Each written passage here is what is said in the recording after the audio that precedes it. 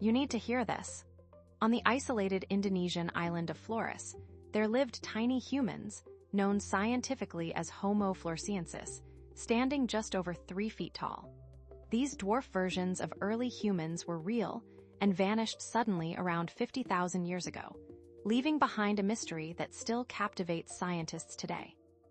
Imagine waking up on the wrong side of history. That's what happened to Homo floresiensis, also known as the hobbits of Flores.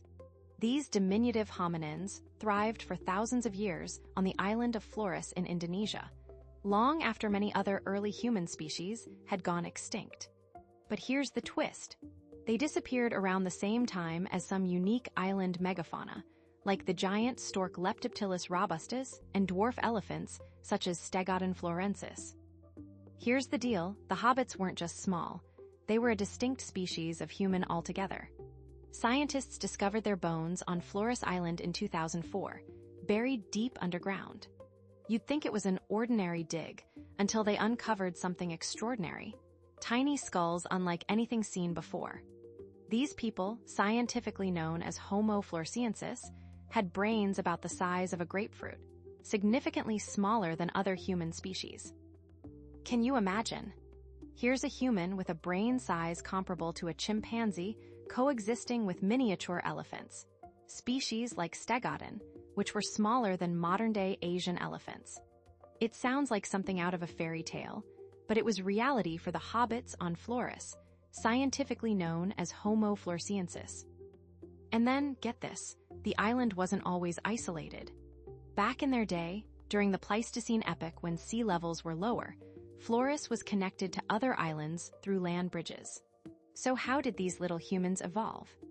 They split off from our ancestors early and adapted to an environment that demanded unique survival skills. You know what's crazy? They made stone tools as complex as those used by Homo sapiens. These weren't just small people, they were smart too. You need to see this. When you compare their skull with a normal human's, it's like looking at 2 different species. The hobbits' skulls are round and big-eyed, almost childlike. But here's the kicker, these weren't children or dwarves. These were full-grown adults who lived alongside colossal creatures like megalania and giant storks on the island of Flores during the Pleistocene epoch. Now picture this, a lush tropical forest where tiny humans, known as Homo floresiensis, lived alongside pygmy elephants, Stegodon, and giant storks, Leptoptilus robustus. It sounds like a fantasy novel, but it was real life on the island of Flores in Indonesia. And here's the fascinating part. These species coexisted without predatory interactions for thousands of years, each occupying distinct ecological niches within their shared environment. But then something changed. Around 12,000 years ago, Homo floresiensis disappeared from the archaeological record without a trace. What happened? Did environmental changes or competition with modern humans contribute to their extinction? Or were they affected by natural disasters, such as volcanic eruptions or tsunamis? Here's where it gets intriguing.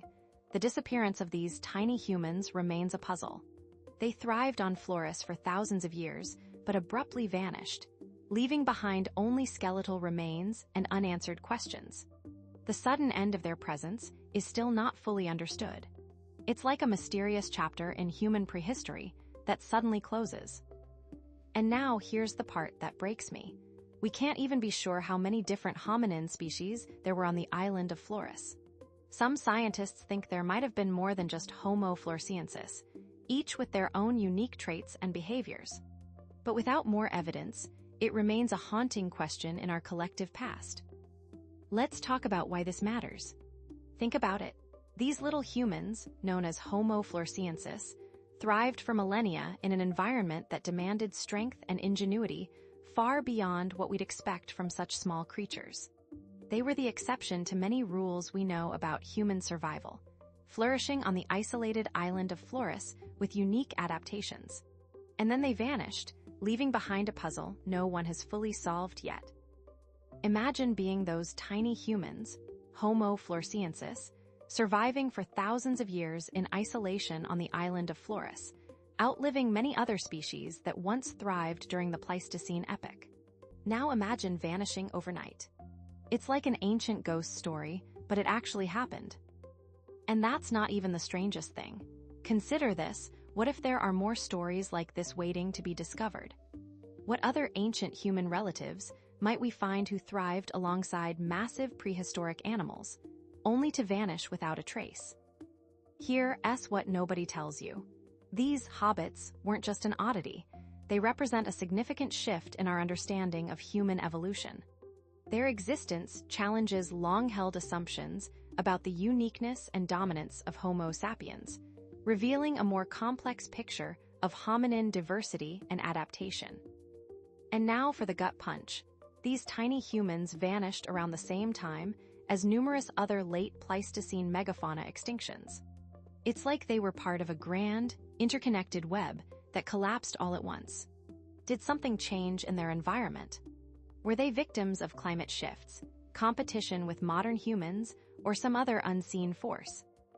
The mystery only deepens when you consider how little we know about their disappearance. Homo floresiensis thrived on Flores Island for tens of thousands of years before vanishing from the archaeological record.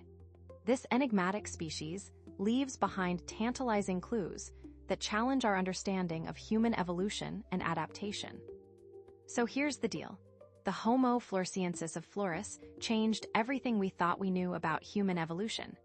They were diminutive, yet remarkably adaptable, thriving on an island filled with unique megafauna like the dwarf stegodon and giant varanids. And their sudden disappearance around 50,000 years ago serves as a haunting reminder of how fragile life can be in the face of environmental change. Now, what if I told you there are more stories like this out there? More mysteries waiting to be uncovered in the hidden corners of our planet. For instance, consider Homo floresiensis, the hobbit species discovered on the Indonesian island of Flores. This tiny human relative stood only about 3 feet tall and lived as recently as 54,000 years ago, coexisting with modern humans. Subject: the hobbits of Flores. Here's the truth. The hobbits remind us that we don't know everything about our evolutionary past. They challenge us to look deeper and ask harder questions. And every time we find a new piece of their story, it reshapes our understanding of human diversity and evolution. So here's your final thought. What if there are more miniature hominins out there? More tales waiting to be uncovered, hidden in the shadows of our ancient past alongside other extinct megafauna. The discovery of Homo floresiensis on the island of Flores didn't just change history. It opened a whole new chapter in our understanding of human evolution. And that chapter still has pages left to be filled with mystery and wonder. Imagine this: scientists diving into underwater caves, their lights cutting through murky depths, only to find bones as old as time itself. These aren't the hobbits of Flores, but they are equally mind-bending remains of ancient humans or hominins, offering clues to our complex evolutionary story. In South Africa's Rising Star Cave, archaeologists discovered a trove of ancient human remains in complete darkness.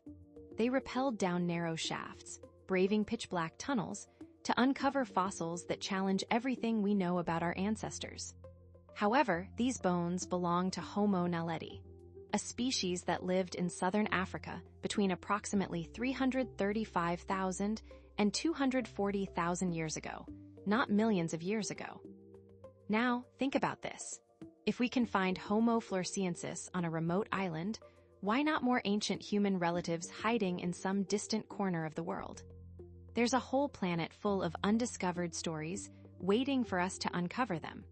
Every new discovery is like flipping over a rock and finding an entire ecosystem thriving underneath. Consider the story of the hobbit species, Homo floresiensis, and how they lived on an isolated island in Indonesia, evolving in ways that mainland hominins never did.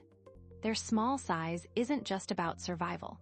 It's a result of insular dwarfism, where unique environmental pressures favor smaller body sizes for efficient resource use. If one group of tiny humans adapted to life on a remote island, it's plausible that other such populations could exist in similar isolated environments around the world.